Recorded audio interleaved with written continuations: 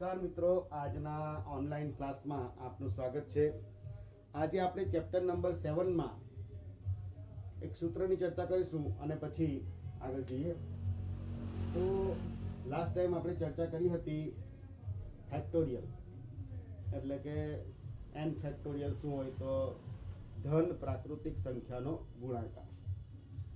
અહીં આપણે એક સૂત્ર જોઈશું NPR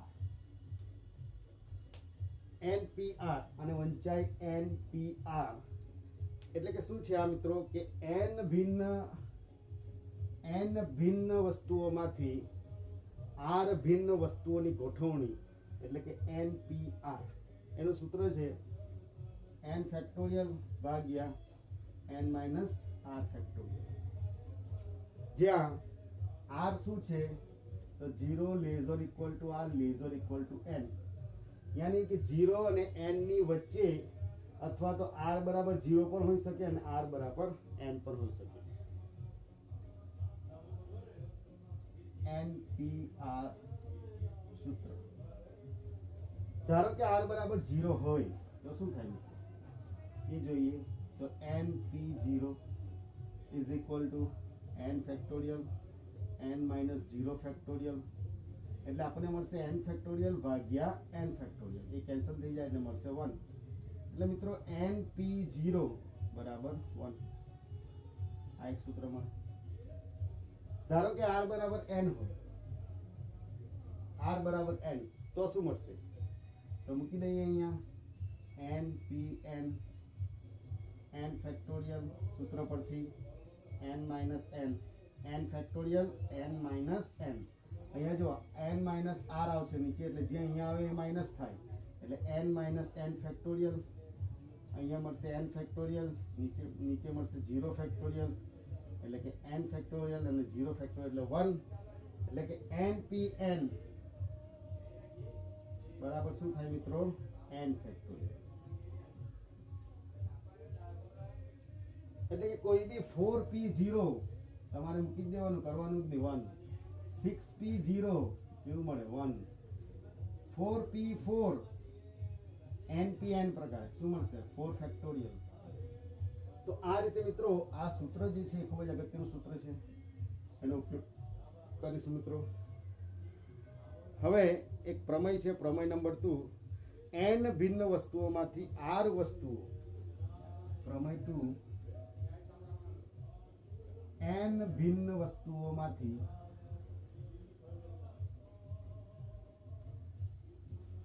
n ભિન્ન વસ્તુઓમાંથી r વસ્તુઓ પુનરાવર્તન સહિત r વસ્તુઓ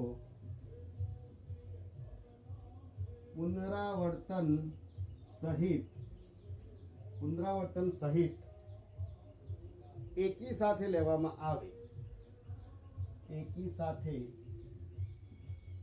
લેવામાં આવે n વસ્તુઓમાંથી r ભિન્ન વસ્તુઓ પુનરાવર્તન સહિત એકી સાથે લેવામાં આવે તો મળતા ક્રમચયોની સંખ્યા, તો મળતા ક્રમચયોની સંખ્યા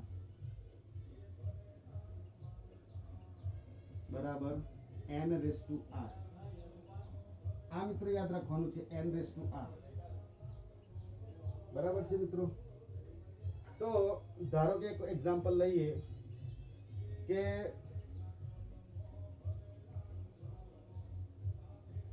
કોઈ પણ 4 વસ્તુ હોય, ધારો કે ROSC રોઝ શબ્દ લઈ લઈએ, બધા જ ભિન્ન છે બરાબર છે, અક્ષર બધા ભિન્ન જુદા જુદા છે એટલે ભિન્ન n ભિન્ન વસ્તુ, તો અહીંયા 4 ભિન્ન વસ્તુ થઈ ગઈ। r વસ્તુઓ અહીંયાથી 4 અક્ષરના જ બનાવવાના છે એટલે r વસ્તુને પુનરાવર્તન સહિત એકી સાથે ગોઠવવામાં આવે તો મળતા ક્રમચયોની સંખ્યા એટલે કે 4/4। તો આ પ્રમાણે આ એક્ઝામ્પલ જે છે એ ઉપયોગ કરી શકાય। પુનરાવર્તન સહિત યાદ રાખજો મિત્રો, અને આ કેવું છે પુનરાવર્તન સિવાય n ભિન્ન વસ્તુઓમાંથી r ભિન્ન વસ્તુઓની પસંદગી, પુનરાવર્તન સિવાય તો NPR અને પુનરાવર્તન સહિત તો n/r। એક બીજું ઉદાહરણ લઈએ,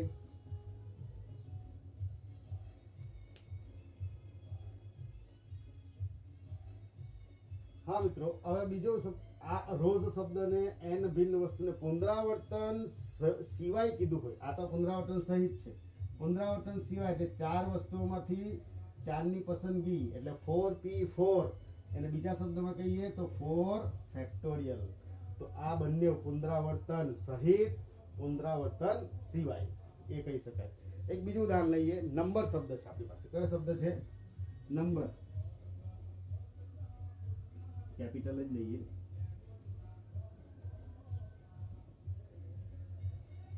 કેટલા શબ્દ છે? બધા જ જુદા જુદા છે.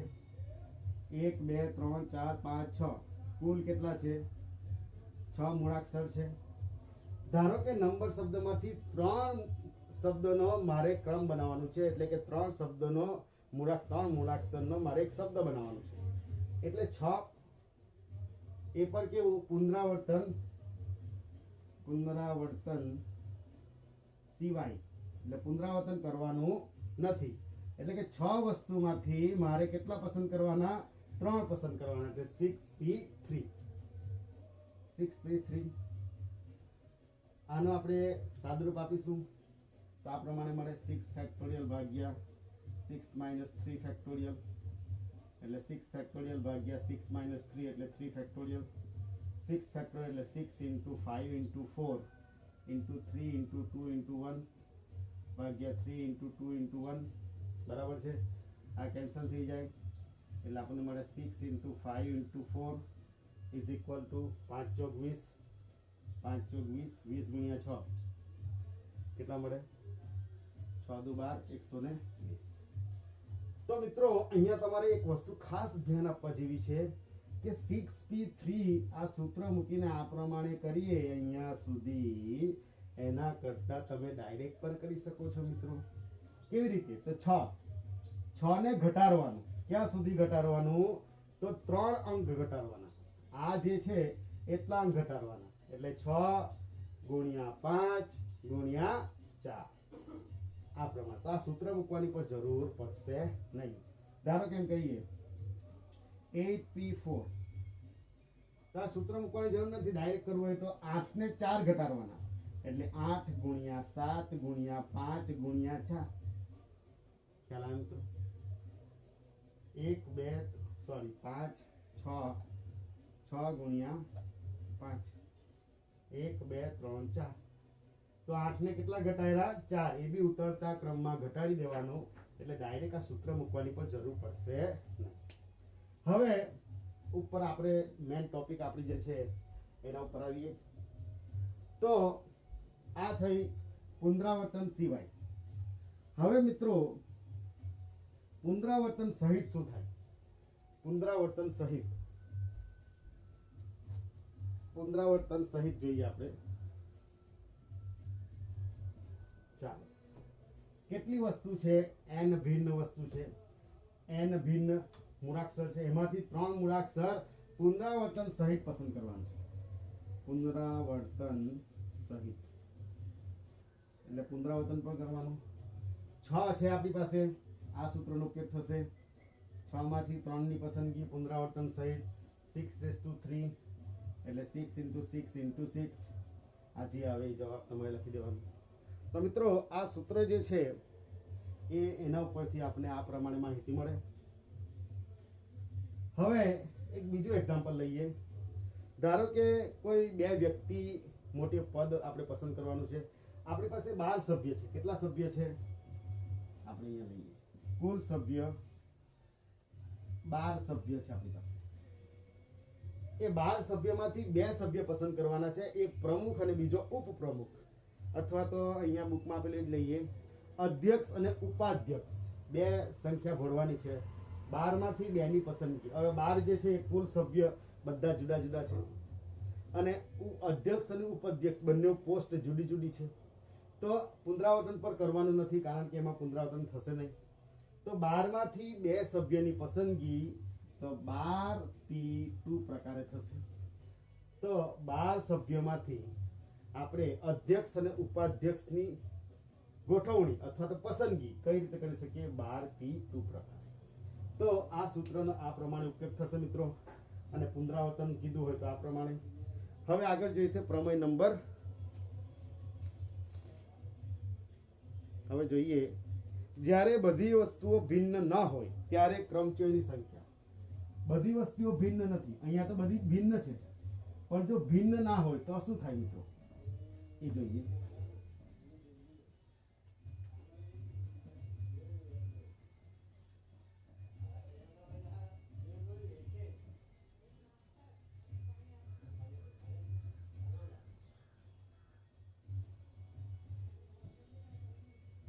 આ તમામ સૂત્ર તમારે નોટબુકમાં લખી દેવાના છે, જેથી તમે એને વારંવાર યાદ કરી શકો મિત્રો. હવે જોઈએ, જો વસ્તુઓ જ્યારે બધી વસ્તુઓ ભિન્ન ન હોય ત્યારે ક્રમચયની સંખ્યા. બધી વસ્તુઓ ભિન્ન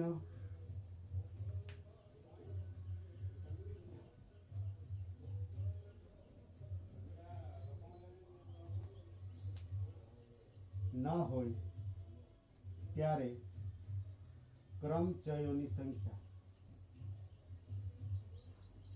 બધી વસ્તુઓ ભિન્ન નથી ત્યારે ક્રમચયોની સંખ્યા કેવી મળે એ જોઈએ. આપણે કોઈક ઉદાહરણ લઈએ, ધારો કે રૂટ શબ્દ છે આપણી પાસે.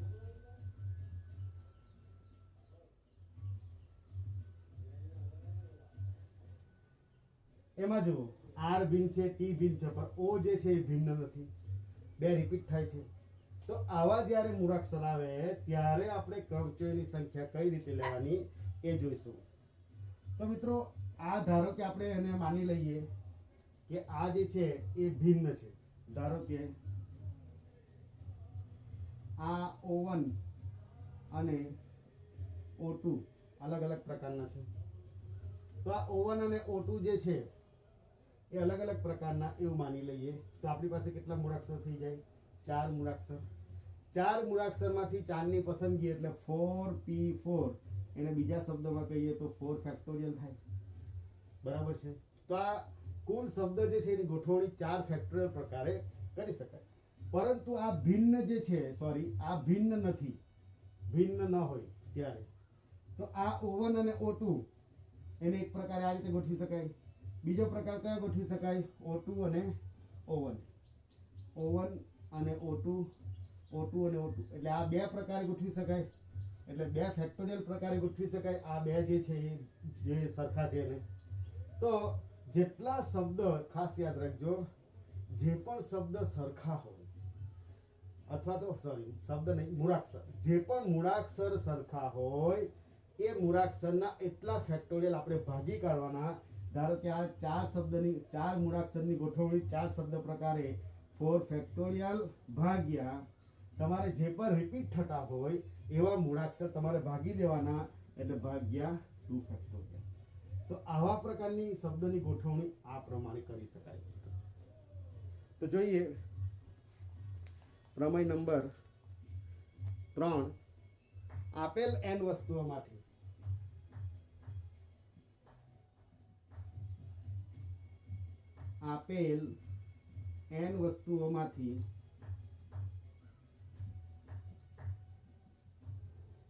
આપેલ n વસ્તુઓમાંથી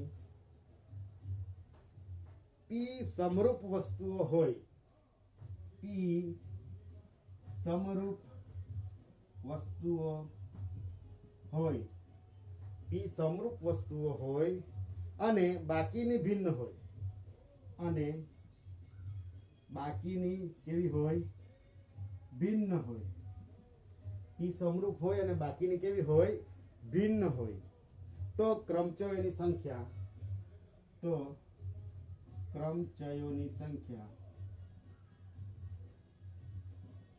કેટલી છે? n વસ્તુઓ છે તો n ફેક્ટોરિયલ.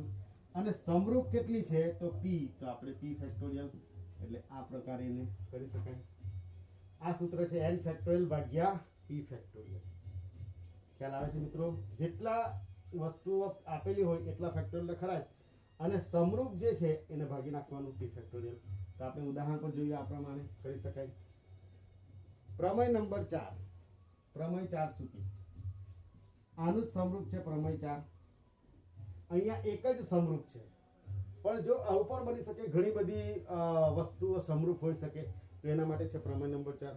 જો આપેલી n વસ્તુઓમાંથી જો આપેલી n વસ્તુઓમાંથી P1 એક પ્રકારની સમરૂપ વસ્તુઓ છે. P1 એક પ્રકારની સમરૂપ વસ્તુઓ છે. P1 એક પ્રકારની સમરૂપ વસ્તુ છે. P2 બીજા પ્રકારની સમરૂપ વસ્તુ છે. P2 બીજા પ્રકારની સમરૂપ વસ્તુ છે. P2 બીજા પ્રકારની સમરૂપ વસ્તુઓ છે. P3 ત્રીજા પ્રકારની સમરૂપ વસ્તુઓ છે.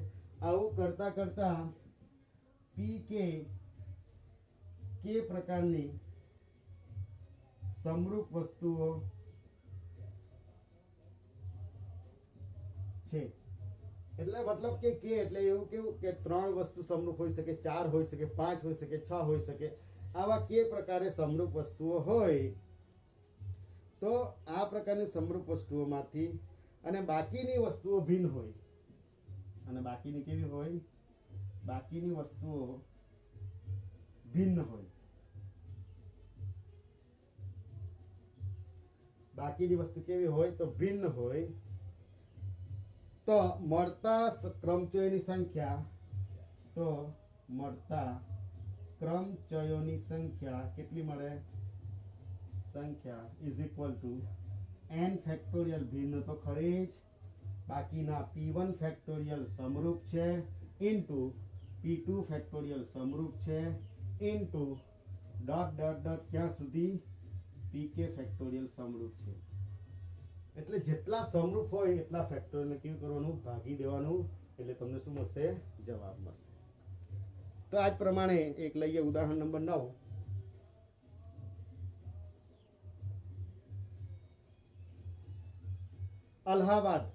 અલ્હાબાદ શબ્દના મૂળાક્ષરો થી બનતા ક્રમચયોની સંખ્યા.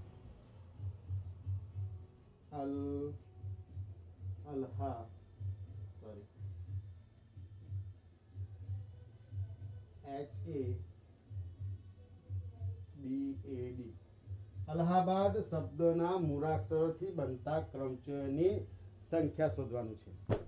અહીં કેટલા મૂળાક્ષર છે કુલ? ગણી લે. 1 2 3 4 5 6 7 8 9. ઉકેલ એટલે કે n બરાબર કેટલા છે? 9. અહીં કુલ 9 મૂળાક્ષરો છે. બરાબર છે મિત્રો? તો આ 9 મૂળાક્ષરોની ગોઠવણી કેટલા પ્રકારે થઈ શકે? 9 પ્રકારે થાય. હવે જે રિપીટ છે અને L કેટલી વખત છે? L 2 વખત. એ કેટલી વખત? 1 2 3 અને 4. એ 4 વખત. બીજું કઈ છે? બરાબર. તો L 2 વખત છે ને એ કેટલા વખત છે? 4 વખત છે. માટે માંગેલ ક્રમચયોની સંખ્યા આપણે લખી શકીએ. માંગેલ ગોઠવણીની સંખ્યા શું થાય મિત્રો? આ સૂત્રનો ઉપયોગ થશે.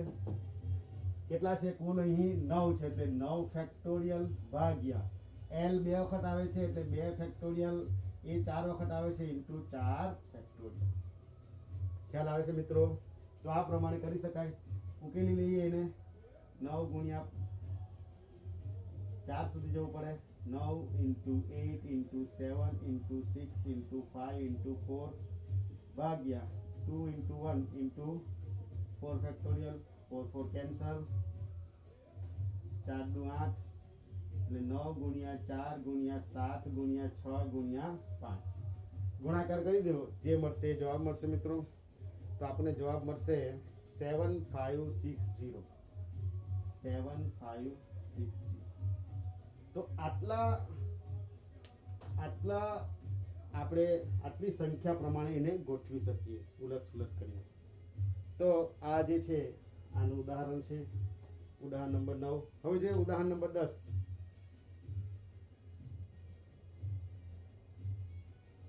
એક થી 9 અંકોનો ઉપયોગ કરવાનો છે. કેટલો ઉપયોગ કરવાનો છે? 1 થી 9 અંકો એનો ઉપયોગ કરવાનો છે. પુનરાવર્તન સિવાય 4 અંકો વાળી કેટલી સંખ્યાઓ બનાવી શકાય?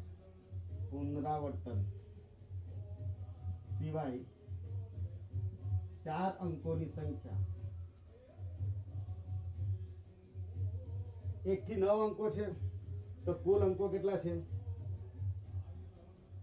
અહીં કુલ અંકો કેટલા છે?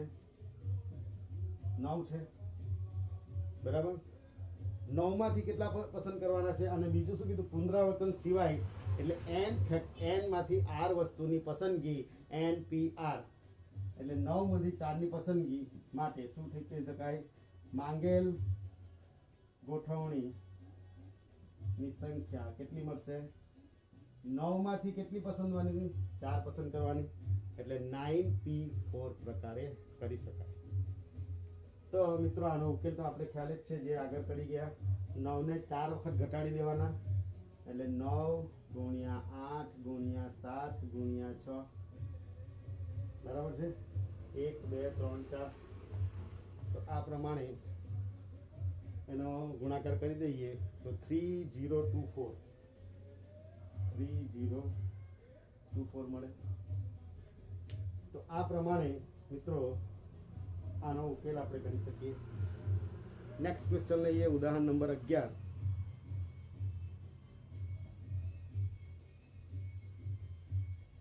આ મિત્રો ખાસ પ્રમેય નંબર 3 ને 4 તમારે લખવાનું છે અને યાદ પણ રાખવાનું છે, અને એના ઉપયોગ કરીને આપણે ઘણા બધા એક્ઝામ્પલ કરીશું.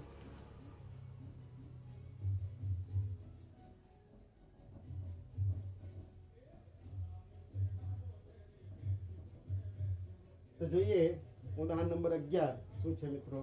પુનરાવર્તન વગર 0 થી લઈને પુનરાવર્તન વગર